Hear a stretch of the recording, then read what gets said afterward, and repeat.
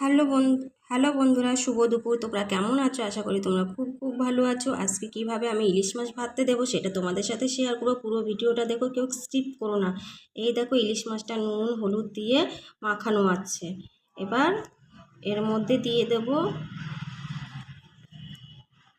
সর্ষে বাটা, জিরে বাটা আর কাঁচা লঙ্কা বাটা পেস্ট করে নিয়েছি। এবার দিয়ে দিচ্ছি, সামান্য দেবো একটু হলুদ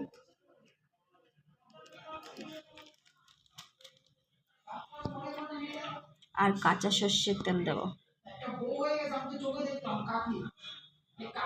এই দেখো,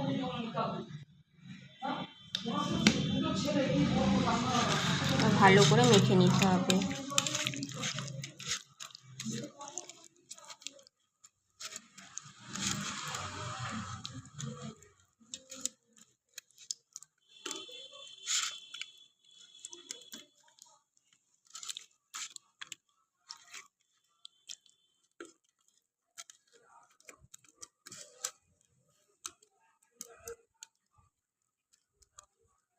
এই দেখো, ইলিশ মাছটা খুব সুন্দর করে মাখানো হয়ে গেছে মশলাগুলো দিয়ে। এই দেখো, এদিকে গরম ভাতটা রান্না হয়ে গেছিলো। এই যে রান্না করে এখন নামিয়ে দিলাম। মাঠটা গেলে এখন এই যে গরম ভাতের উপরে এই যে মাছটা বসিয়ে দিল, বসানো হয়ে গেল। তার উপরে কচু পাতা দিয়ে দেবে একটা, তার উপরে কচু পাতা দিয়ে দিচ্ছি।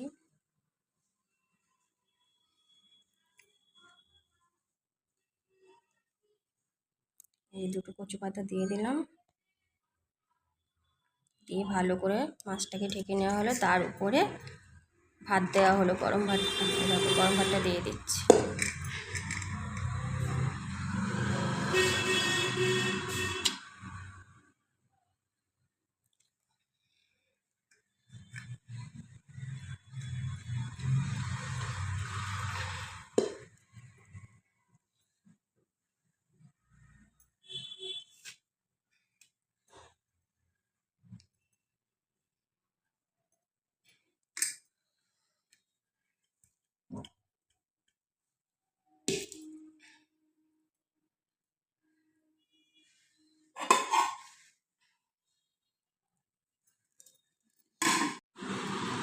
এই দেখো, গরম ভাতটা হয়ে গেছে। এর উপর একটা সরু থালা চাপা দিয়ে দিচ্ছি।